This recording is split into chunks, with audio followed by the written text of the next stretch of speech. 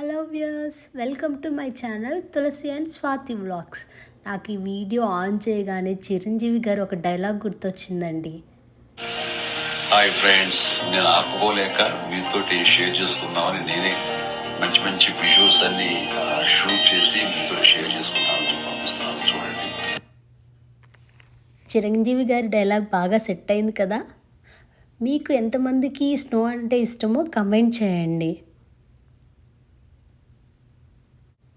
ఇక్కడ చూసారా కార్కి ఎలా స్టిక్ అయిపోయింది ice. Hey, I phone the T letter. Snow ఎందుకు అంత వైట్గా ఉంటుందో తెలుసా?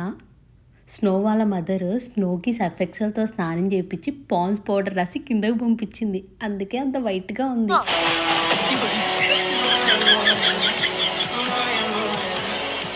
వీడియో కనుక నచ్చినట్లయితే లైక్ చేయండి, షేర్ చేయండి.